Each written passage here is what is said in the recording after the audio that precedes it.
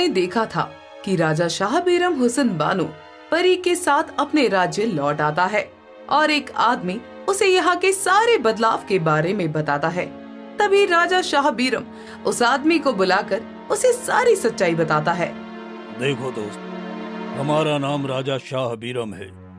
हम यहाँ के राजा हैं और जो अभी यहाँ का राजा बना हुआ है वो एक समय में हमारे महल का मंत्री हुआ करता था। तभी राजा शाह बेरम पिछली सारी घटना के बारे में उस आदमी को बताता है कि कैसे वो जिन्नों की दुनिया में गया था और कैसे वो परी के साथ वहाँ से बाहर आया है। उस आदमी का नाम दर्पण था। क्या उस मंत्री ने आपके साथ इतना बड़ा धोखा किया महाराज? हम उस चमन लाल को छोड़ेंगे नहीं। उसने हमारे साथ गद्दारी की है। हम उसे उसके किए की सजा जरूर देंगे। नहीं महाराज, इस समय ताकत उस मंत्री के पास है। आप जीवित हैं ये जानकर वो आपको जान से मारने की कोशिश भी कर सकता है, क्योंकि अब सारी सल्तनत उसी के हाथ में आ चुकी है और अब वो चाह कर भी उसे अपने हाथों से जाने नहीं देगा। इसलिए मेरी मानिए तो मेरे साथ मेरे घर चलिए। हम कुछ सोचते हैं कि कैसे आपको आपकी सल्तनत वापस दिलाई जाए। तभी दर्पण राजा और हुसैन बानो परी को लेकर उसी इलाके में अपने छोटे से झोपड़े घर में ले आता है जहाँ दर्पण अकेला रहता था। महाराज, ये रही मुझ गरीब की छोटी सी झोपड़ी। आपको यहाँ रहने में तकलीफ होगी, उसके लिए मैं पहले ही आपसे क्षमा मांग लेता हूँ।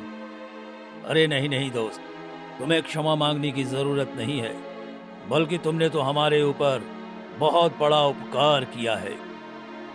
अच्छा महाराज, अब आप आराम कीजिए। मैं आपके लिए कुछ जलपान की व्यवस्था करता हूँ।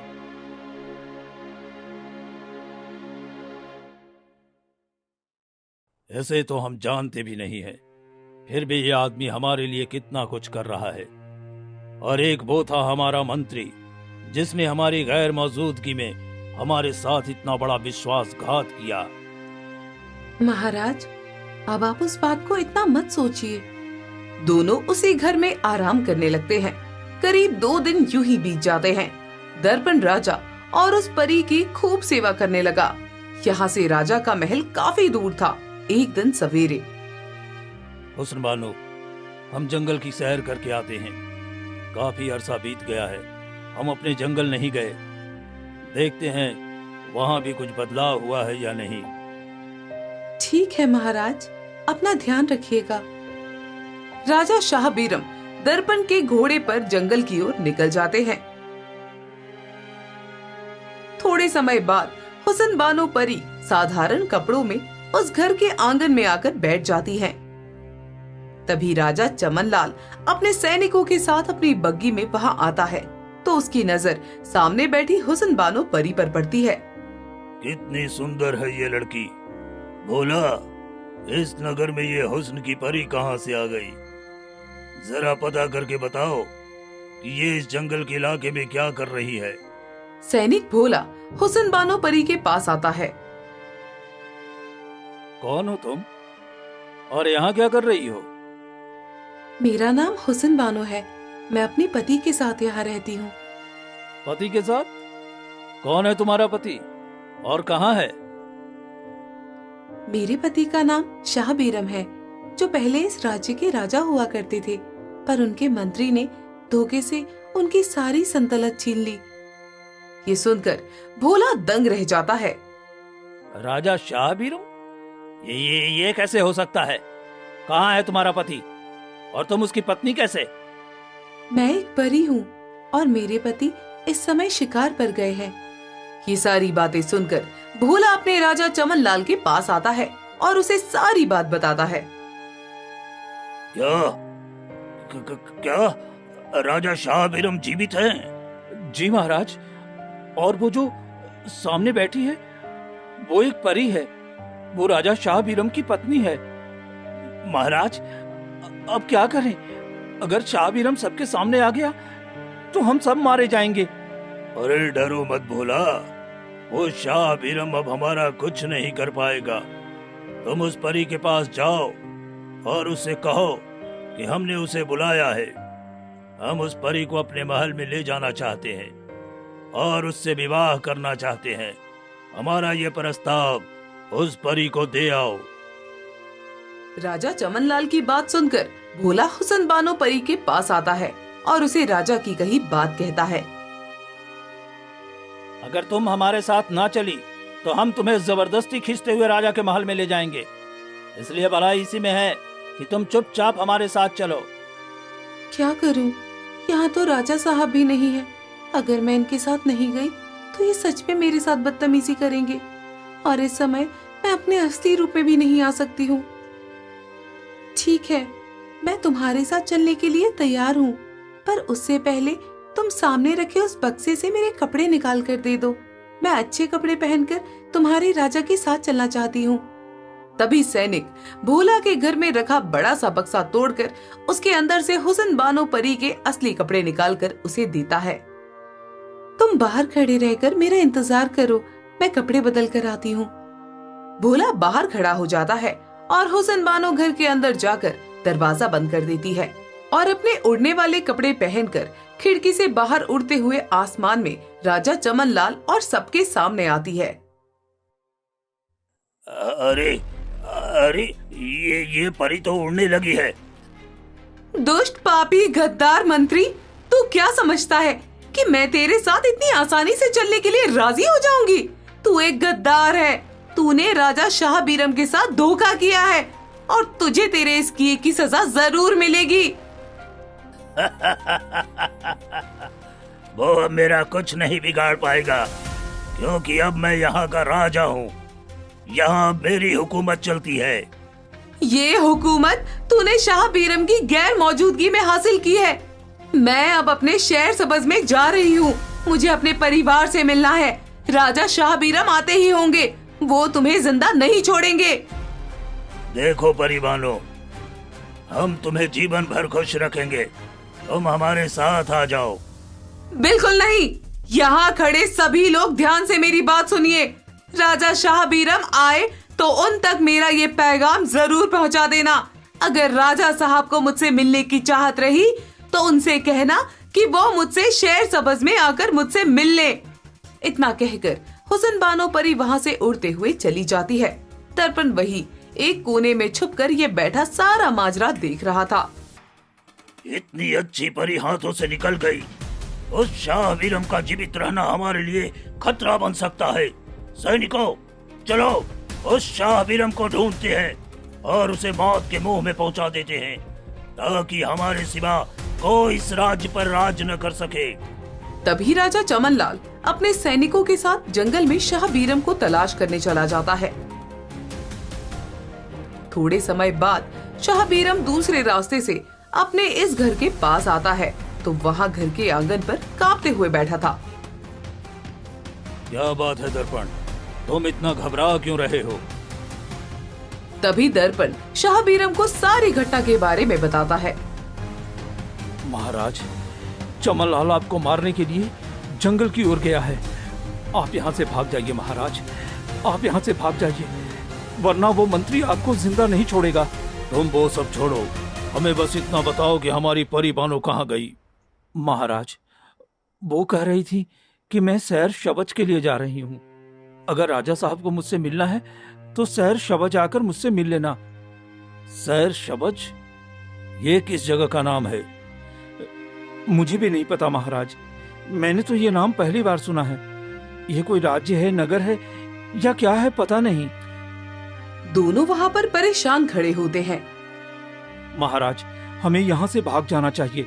अगर मंत्री लाल चमन यहाँ आ गया तो वो हमें जान से मार देगा। एक काम करो, तुम यहाँ आग जलाओ। क्या? आग? हाँ, जल्दी आग जलाओ। महाराज, अगर हम आग जलाएंगे तो उसके धुएं से मंत्री को पता चल जाएगा कि हम दोनों यहाँ हैं। तुम ज्यादा सवाल मत करो, जितना कहा है उतना करो, जल्दी। तभी दर्पण कुछ लकड़ियाँ इकट्ठा करके वहीं आग जला देता है। तभी राजा शाह बीरम अपनी जेब से एक पन्नी निकालता है जिसमें कई सारे बाल थे। महाराज, ये बाल किसके हैं? ये बाल उसी जादुई जिन के हैं जो मुझे अपनी दुनिया में ले गया था। उसी ने मुझे अपना ये जादुई बाल दिया है। और कहा था कि जब भी हम किसी मुसीबत में पड़े तो ये एक बाल आग में जला देना। वो जादुई जिन हमारी सहायता करने पहुंच जाएगा।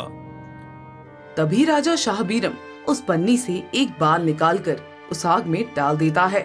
अब वो बाल जैसे ही आग में जलने लगता है, तभी वहाँ वही जादुई जिन अपने सैनिक जिनों के साथ आ जाता है। बोलिए मेरे प्यारे, मेरे दिल को खुशी पहुंचाने वाले, बताइए क्या परेशानी है आपको? जादुई जिन, हम बहुत ही बड़ी मुसीबत में हैं। हमारा जो मंत्री हुआ करता था उसने हमारी गैर मौजूदगी में हमारी सल्तनत हड़प ली है और हमारी 2 रानियों से विवाह करके हमारी एक रानी को काल कोठरी में कैद कर दिया है और अब वो हमें भी जान से मारना चाहता है। क्या मेरे अजीज, मेरे दोस्त को वो मंत्री मारना चाहता है? मैं उसे जिंदा नहीं छोड़ूंगा, उसका नाम और निशान मैं इस धरती से मिटा दूंगा। तभी शाहबीरम जादुई जिन को सारी बात बताता है। सैनिकों, हम जंगल में जाकर उस मंत्री चमनलाल को ढूंढते हैं और उसे जान से मार देते हैं। तभी जादुई जिन अपने सैनिकों के साथ जंगल में आता है और मंत्री चमनलाल को तलाश करने लगता है। अब काफी समय तक घूमने के बाद उन्हें मंत्री चमनलाल और उसके सैनिक मिल जाते हैं। अरे ये लोग कौन है और इतने लंबे लंबे कैसे हैं? सारे जिनों का कद बहुत लंबा था। तभी वो जिन चमनलाल और उसके सैनिकों को मारकर खा जाते हैं और वापस राजा शाहबीरम के पास आ जाते हैं। बहुत बहुत शुक्रिया जादुई जिन, तुमने हमारी सहायता की। हम तुम्हारा ये एहसान कभी नहीं भूलेंगे। राजा साहब, और कोई परेशानी हो तो बताइए हमें, क्योंकि इतने से खाने में हमारा पेट नहीं भरा है। हमें कुछ और लोगों को खाना है। अब तो कोई परेशानी नहीं है जादुई जिन, बस एक ही है। हमारी वो पत्नी हुस्न बानो परी अपने सैर शबज गई हैं। क्या तुम्हें पता है ये जगह कहाँ है? नहीं राजा साहब, ये नाम तो मैं पहली बार सुन रहा हूँ। हमें हर हाल में हमारी पत्नी हुस्न बानो चाहिए। तुम कैसे भी करके हमें अपनी पत्नी से मिलने का रास्ता बता दो। हम हुस्न बानो के बिना जिंदा नहीं रह सकते। राजा शाहबीरम जादुई जिन से जिद करने लगता है और जादुई जिन को इस जगह के बारे में पता ही नहीं था। देखो प्यारे, मैं तुम्हें नाराज नहीं करना चाहता, मैं तुम्हारी मदद करना चाहता हूँ, पर मुझे सच में इस जगह के बारे में नहीं पता है। अगर फिर भी तुम्हें उस परी के पास जाना है तो तुम मेरे भाई के पास चले जाओ, वो तुम्हें इस जगह के बारे में बता देगा। हम तुम्हारे भाई के पास कैसे जाएं? मैं तुम्हें एक उड़ने वाली चादर देता हूँ, तुम उसकी मदद से मेरे भाई के पास पहुँच जाओगे। तभी जादुई जिन अपने जादू से एक चादर बुलाता है, जिसके बाद राजा शाहबीरम उस चादर पर खड़ा हो जाता है और वो चादर उड़ते हुए राजा शाहबीरम को आसमान की ओर ले जाने लगती है। अभी काफी लंबा सफर तय करने के बाद राजा शाहबीरम एक सुंदर सफेद बादलों के नगर में आता है। ये कौन सी जगह है? तभी राजा शाहबीरम उस चादर से उतरकर उस महल के अंदर आता है तो सामने तख्त पर एक जिन बैठा था और वहाँ काफी सारे सैनिक जिन खड़े भी थे। तभी शाहबीरम उस तख्त पर बैठे जिन के पास आता है, जिसका नाम जादुई जिन था। कहो मुसाफिर, कौन हो तुम और यहाँ कैसे आए? महाराज, मैं इंसानों की दुनिया से आया हूँ। मुझे आपके भाई जादुई जिन ने आपके पास भेजा है। अच्छा बताओ, क्या परेशानी है तुम्हें? मुझे सैर सबज का रास्ता बता दीजिए, मेरा वहाँ जाना बहुत जरूरी है। सैर सबज, ये क्या है? मैं तो इसके बारे में पहली बार सुन रहा हूँ। सैर सबज एक जगह का नाम है। मैं पूरी दुनिया हर जगह घूम कर आया हूँ, पर आज तक मैंने इस जगह का नाम नहीं सुना है। देखो, मेरा वहाँ जाना बहुत जरूरी है। मैं इस जगह के बारे में कोई मालूमात नहीं रखता हूँ, पर हाँ, मेरा एक और भाई है, शायद वो तुम्हें इस जगह के बारे में बता सकता है। एक और भाई? अब वो कहाँ मिलेगा? यहाँ से दूर एक काला नगर है, वहाँ एक गुफा है, उसी में रहता है वो मेरा भाई। तभी राजा शाह बीरम वहाँ से जाने लगता है। रुक जाओ मुसाफिर। तभी जादुई जिन राजा शाह बीरम को एक सुरमा देता है। ये एक जादुई सुरमा है, इसे मेरी तरफ से तोहफा समझो। अगर तुम्हें रास्ते में कभी अंधेरा मिले तो इस सुरमे को अपनी आंखों में पहन लेना। इसकी मदद से तुम्हें अंधेरे में भी रोशनी जैसी दिखाई देने लगेगा। अब राजा शाह बीरम बाहर आता है और उस जादुई चादर पर बैठकर उड़ते हुए वहाँ से दूर एक काले नगर में एक गुफा के अंदर जाता है। तो वहाँ एक और जन बैठा था। तभी शाह बीरम उसे भी सारी बात बताकर शहर सबज के बारे में पूछने लगता है। हाँ, मैंने इस जगह का नाम तो सुना है, पर मैं वहाँ कभी गया नहीं हूँ। अगर तुम्हें वहाँ जाना है तो तुम्हें मेरे चौथे भाई के पास जाना होगा, क्योंकि वही है जो इस जगह पर गया था। एक और भाई? अरे कितने भाई हैं ऐसे तुम्हारे? हम तो कई सारे भाई हैं, पर तुम्हें तुम्हारे सवालों का जवाब मेरे इसी भाई के पास मिल जाएंगे। तभी जादुई जिन अपने भाई का पता शाह बीरम को बताता है। मुसाफिर, मेरी ओर से तुम्हारे लिए एक तोहफा है। ये लो जादुई छड़ी। इस जादुई छड़ी को तुम हमेशा अपने पास रखना। इससे तुम बड़े से बड़े ताले को बड़ी आसानी से खोल सकते हो। ठीक है, बहुत बहुत शुक्रिया। तभी राजा शाह बीरम फिर से उस जादुई चादर पर बैठकर वहाँ से उड़कर आगे चला जाता है और काफी दूर वो एक जिन के पास आता है और उसे भी सारी बात बताता है। हाँ, मैं जानता हूँ शहर शबज कहाँ है। वो तो एक परियों का इलाका है। मैं वहाँ तक गया था, पर उस नगर के अंदर तक नहीं गया था। तुम मुझे वहाँ जाने का रास्ता बता दो, मेरा वहाँ जाना बहुत जरूरी है। और तुम वहाँ क्यों जाना चाहते हो? तुम तो एक इंसान हो, और इंसानों का उस परियों के इलाके में कोई काम नहीं होता। तभी राजा शाह बीरम उसे हुस्न बानो परी के बारे में सारी बात बताता है। ठीक है, मैं तुम्हें उस जगह पर पहुंचा देता हूँ, पर वहाँ के सैनिक है ना, वो बड़े ही खतरनाक हैं। वो किसी अन्य निवासियों को देखकर खा जाते हैं। इसलिए मैं तुम्हें एक जादुई टोपी देता हूँ। तुम जब उन परियों के नगर में पहुंच जाओगे तो उस टोपी को अपने सर पर पहन लेना। इससे ये होगा कि तुम सबको देख पाओगे और तुम्हें कोई नहीं देख पाएगा। तुम किसी को साफ नहीं दिखाई दोगे। तभी जादुई जिन शाह बीरम को एक जादुई टोपी देता है और जादुई चादर से कहता है। जादुई चादर, इस मुसाफिर को सैर सबज की दुनिया में ले जाओ। अब जादुई चादर शाह बीरम को लेकर वहाँ से उड़ जाती है और काफी दिनों का लंबा सफर तय करने के बाद शाह बीरम एक सुंदर सी नगर की गली में आता है। तभी जादुई चादर वहाँ रुक जाती है। मुसाफिर, यहाँ से आगे का रास्ता आपको अकेले ही तय करना है, मैं इसके आगे नहीं जा सकता। राजा शाह बीरम आगे बढ़ता है तो आगे काफी अंधेरा था। यहाँ तो कितना अंधेरा है, कुछ भी दिखाई नहीं दे रहा है। हाँ, वो जिन ने मुझे सुरमा दिया था, कहा था उसे आंखों में लगाने से तुम्हें अंधेरे में भी रोशनी दिखाई देगी। शाह बीरम अपनी आंखों में उस सूरमे को लगाता है तो उसे उस अंधेरे में सब कुछ उजाले की तरह दिखाई देता है। अरे वाह, ये सुरमा तो सच में कमाल की चीज है। अब शाह बीरम आगे बढ़ता है तो आगे एक सुंदर सा नगर था जहाँ काफी सुंदर परियां थी और काफी बड़े बड़े सैनिक भी थे जिनके दांत हाथी जितने लंबे थे। यहाँ तो कितने खतरनाक किस्म के सैनिक हैं। दूसरे जिन ने कहा था कि टोपी पहनते ही मैं किसी को दिखाई नहीं दूंगा। शाह बीरम वो टोपी पहन लेता है, जिसके बाद वो किसी को दिखाई नहीं दे रहा था। तभी वो आगे बढ़ता है तो उसे सामने एक ऊंचा बड़ा सा महल दिखाई देता है। लगता है हुस्न बानो यही है। शाह बीरम उस महल के अंदर जाता है तो अंदर एक बड़ा सा पिंजरा था और उस पिंजरे के अंदर हुस्न बानो परी कैद थी और उसके पास एक बूढ़ी परी हाथ में छड़ी लिए बैठी थी। हुस्न बानो, तुम्हें क्या जरूरत थी एक इंसान से प्यार करने की, उसके साथ शादी करने की? तुम्हें पता है ना, हम परियों का और इंसानों का कभी मेल नहीं हो सकता। मैं शाह बीरम से मोहब्बत करती हूँ और उसी की हूँ।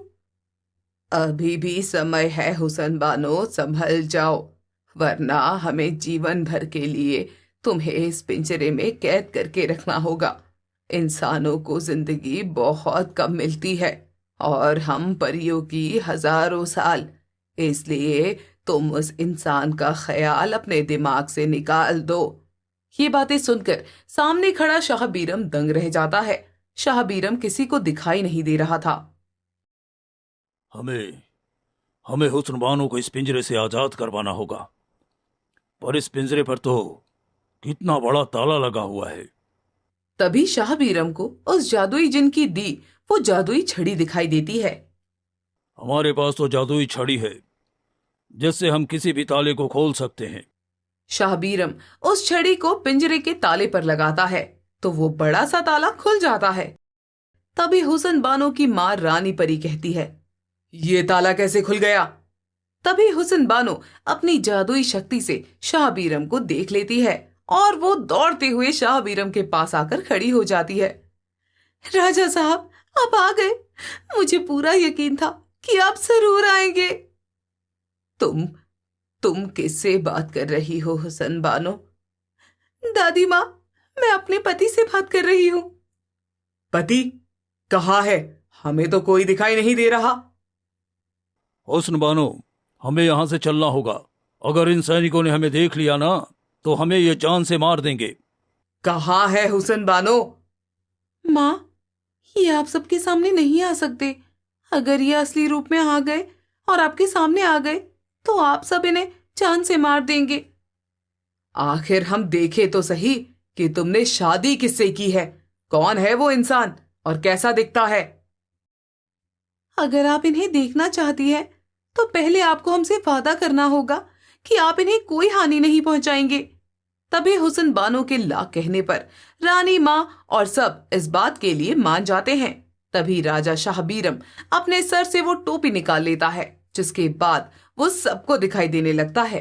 राजा शाह बीरम की सुंदरता से पूरा परी लोग झिलमिलाने लगता है। ये है शाह बीरम। जी माँ, यही है मेरे शाह बीरम। ये इंसानों की दुनिया के राजा हैं। ऐसा सुंदर इंसान तो हमने आज तक नहीं देखा। कितनी खूबसूरत है इसकी जवानी। जो भी इसे एक बार देख ले इसका आशिक ही बन जाए। सच में ये तो बहुत सुंदर है। हम आपकी बेटी से शादी कर चुके हैं और इन्हें लेने के लिए ही यहाँ आए हैं। हम आपसे वादा करते हैं कि हम हुस्न बानो को सारी उम्र खुश रखेंगे। इनकी आंखों में कभी आंसू नहीं आने देंगे। तभी हुसन बानो शाह बीरम की अच्छाइयों के बारे में सबको बताती है, जिसके बाद रानी माँ और दादी परी हुसन बानो को शाह बीरम के हाथों सौंप देती हैं। शाह बीरम, हम अपनी बच्ची को अब तुम्हारे हवाले कर रहे हैं। इसका हमेशा ख्याल रखना और अगर किसी भी चीज की जरूरत हो तो हमें एक बार पुकार लेना। हम फौरन तुम्हारे पास चले आएंगे। उसके बाद पूरा परी लोग हुसन बानो और शाह बीरम को खुशी खुशी अपने परी लोग से विदा कर देता है, जिसके बाद दोनों शाह बीरम के नगर में आ जाते हैं और खुशी खुशी अपना आगे का जीवन बिताने लगते हैं।